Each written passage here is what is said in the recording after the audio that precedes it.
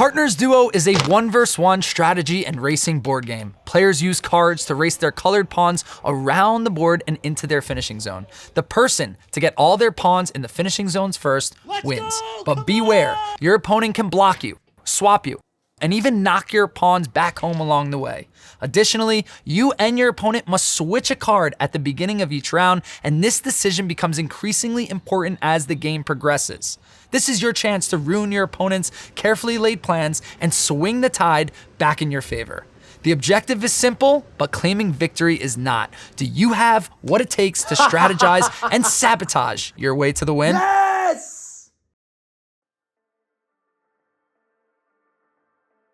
To start the game, one player will take the yellow color and the other will take red. Each player has 6 pawns total, 3 marked by a bump and 3 marked by a dent, and all pawns start out in the home circle of their corresponding markings. One player will start as the dealer. Each player's deal consists of 3 rounds. In each of the rounds, the dealer deals 4 cards to each player. Then each player will look at their hand and choose 1 card to swap with their opponent. This decision will become increasingly strategic as the game progresses. Then play begins with the player who is not dealer. They play a card face up and take the action specified on that card. They can choose to use their card for any of their colored pawns. From that point, players alternate in discarding their cards to make moves. In order to get out of the home base, you must play a card with a heart on it. That gets your pawn into the game on its heart space. If at any time you cannot play a card, you must forfeit your entire hand for the remainder of that round, and play continues with the opposing player.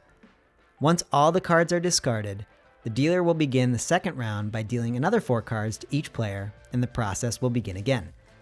After the 3 rounds, the cards are collected and passed to the other player to shuffle and begin their deal. Once you have a pawn out of the home base and into the heart space, you can move your pawn according to the numbers on each card. The heart spaces do not count when you are traveling around the board, so 3 moves you 1, 2, 3 as an example. There are some cards with 2 options, in which case you can choose one of the 2 options.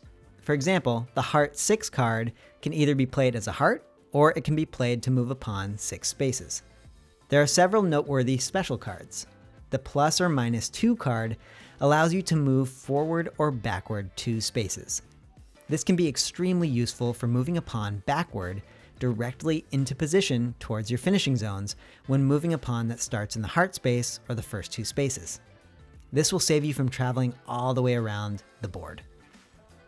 The 4x1 card allows you to move a total of 4 spaces. You can do that with 1 pawn or multiple pawns, but you must move a total of 4 spaces, and each pawn can only be moved once.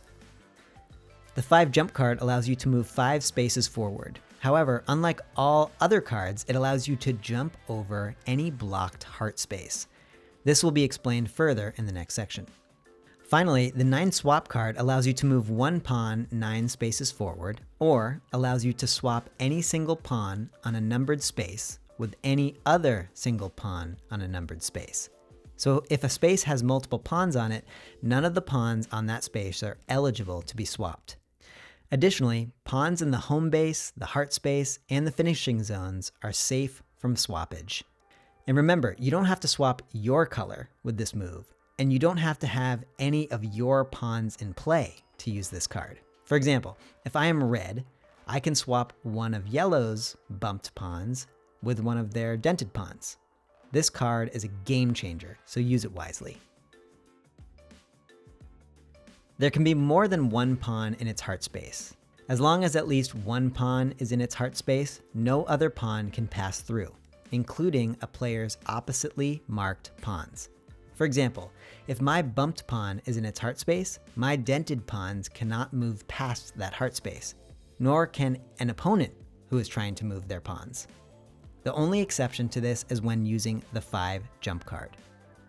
If at any point you cannot play a card, you must forfeit your hand for the remainder of that round. So in this example, I would need a heart, a 5 jump, or any card that moves me less than 4 spaces. Since I don't have that, I must forfeit my entire hand for this round. If you land on a space with somebody else's pawn, you knock them out and send them home, even if it's your pawn with the opposite marking. This may happen sometimes because if you can play a card, you must play it. If, however, somebody has 2 or more pawns on a single space and you land on that space, instead of you knocking them home, they knock you home. Once you get a pawn to the innermost bubble space of your finishing zone, that pawn is locked, and then you are looking to fill and lock the next innermost bubble. If the number you have played is more than the number of spaces to the next innermost bubble, or if there is a pawn blocking you from getting to the next innermost bubble, you must bounce out. So, for example, in this setup, if I only had a 7 left to play, I would have 2 options. The first option is the following movement: 1, 2, 3, 4, 5, 6, 7. The second option is the following movement: 1, 2, 3, 4, 5, 6, 7. You can't jump over pawns in the finishing zone going forward or backward, and you need a bubble to bounce. In this scenario, with only a 7 left, you can only move this pawn because this other pawn does not have a bubble to bounce, and you can't jump a pawn in the finishing zone. In order to end the game, you must play a card that uses the exact amount on the card to land your pawn in the last finishing zone bubble. Once you fill both of your finishing zones with the appropriately marked pawns, you win the game. Now, it's time to jump in. Enjoy.